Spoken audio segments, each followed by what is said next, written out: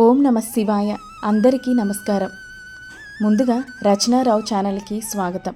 చాలా రోజుల తర్వాత ఈ వీడియోతో మీ ముందుకు వస్తున్నాను. ఎన్నో పువ్వులు వాటి విశిష్టతల గురించి తెలిసిన మనకు ఖచ్చితంగా తుమ్మి పువ్వుల యొక్క విశిష్టత తెలుసుకోవాలి. అది ఏ స్వామికి ఇష్టమో దాని యొక్క విశిష్టత, దాని వెనకాల ఉన్న కథ గురించి ఈ వీడియోలో నేను మీకు తెలియజేస్తాను. దేవుని పూజ అనగానే బంతి, చామంతి, మల్లె, జాజి, విరజాజి, సంపెంగ ఇలా బోలెడు పువ్వులు గుర్తుకొస్తాయి. చాలామందికి దేవునికి ఎన్ని పువ్వులు పెట్టి పూజ చేసుకుంటే అంత తృప్తి అనిపిస్తుంది.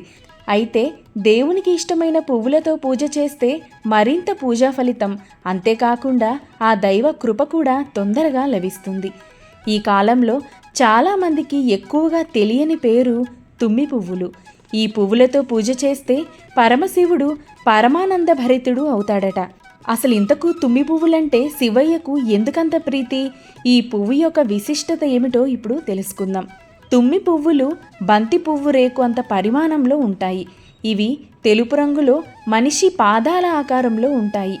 తుమ్మి పువ్వులంటే శివునికి చాలా ప్రీతి.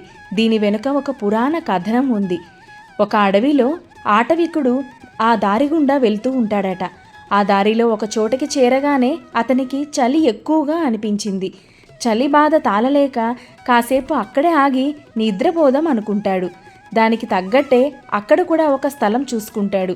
అయితే అక్కడ ఒక శివలింగం కనపడింది. వెంటనే శివయ్యకు ఒక నమస్కారం చేసుకొని ఆ శివలింగం పక్కనే తను పడుకున్నాడు. చలిని భరించలేక తన దగ్గర ఉన్న ఒక సంచిని కప్పుకొని నిద్రపోతాడు. అయితే వెంటనే మేల్కొని అయ్యో శివలింగానికి చలేస్తుంది కదా అనుకొని తను కప్పుకున్న సంచిని పక్కనే ఉన్న శివలింగానికి కూడా కప్పుతాడట. ఆ ఆటవికుడు అమాయకత్వానికి ముగ్ధుడైన పరమశివుడు వెంటనే ప్రత్యక్షమై ఏం కావాలో కోరుకోమని అడిగాడట. శివుడిని చూసిన ఆనందంలో, గందరగోళంలో శివుని పాదాలు తనపై ఉండాలని కోరుకోవాల్సింది పోయి తన పాదాలు ఎప్పుడూ శివునిపై ఉండాలని కోరుకుంటాడట. అతను కోరుకున్నది తప్పే అయినా శివుడు తన కోరికను అనుగ్రహిస్తాడు. మరుసటి జన్మలో అతను తుమ్మి పువ్వుగా పుడతాడు. తుమ్మి పువ్వులు పాదాల ఆకారంలో ఉంటాయి. ఈ విధంగా తుమ్మి పువ్వులు శివుని పైన ఉండడంతో ఆటవికుడి కోరికను శివుడు తీర్చాడు. ఇక తుమ్మి పువ్వు వెనక కథలాగే ఆ పువ్వులతో చేసే పూజ కూడా చాలా గొప్పదట. జిల్లేడు పువ్వు అంటే శివునికి ప్రీతి. అలాంటి 1000 తెల్ల జిల్లేడు పువ్వులు తెచ్చి శివునికి సహస్రనామ పూజ చేస్తే ఎంత ఫలితం ఉంటుందో ఒక్క గన్నేరు పువ్వుతో పూజ చేస్తే అంత ఫలితం ఉంటుందట. గన్నేరు పువ్వు పుష్పాలతో చేసే పూజ కంటే ఒక బిల్వపత్రం సమర్పించి చేసే పూజ చాలా శ్రేష్టం. ఒక బిల్వ పత్రాన్ని శివునిపై ఉంచితే 3 జన్మల పాపాలు హరిస్తాయట. 1000 బిల్వ దళాలను శివునికి సమర్పించి చేసే పూజ కంటే ఒక తామర పువ్వును సమర్పించి చేసే పూజ శ్రేష్టమట. 1000 తామర పువ్వులను సమర్పించి చేసే పూజ కంటే ఒక్క ఉమ్మెత్త పువ్వుతో చేసే పూజ శ్రేష్టం.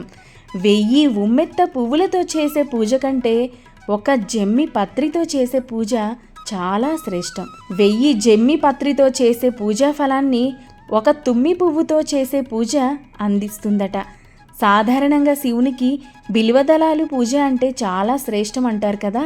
కానీ బిల్వ దళాల కంటే కూడా తుమ్మి పువ్వులతో చేసే పూజ చాలా చాలా ఇష్టమట. ఇక చాలా చాలా ఉత్తమమైన ఫలితాలను కూడా ఇస్తుందట ఈ తుమ్మి పువ్వు. విన్నారు కదా తుమ్మి పువ్వు యొక్క విశిష్టత. ఇక చూడండి, మీ ఇళ్ళ దగ్గర ఎక్కడైనా తుమ్మి పువ్వులుంటే తప్పకుండా ఈ వీడియోలో చూపించిన విధంగా చెట్టు ఉంటుంది. తప్పకుండా కొన్ని పువ్వులైనా సేకరించి శివుని పాదాల వద్ద ఉంచి ఆ శివుని యొక్క కరుణా కటాక్షాలకు పాత్రులవ్వాల్సిందిగా అందరికీ మనవి చేసుకుంటున్నాను. అందరూ బాగుండాలి, అందులో నేను ఉండాలి.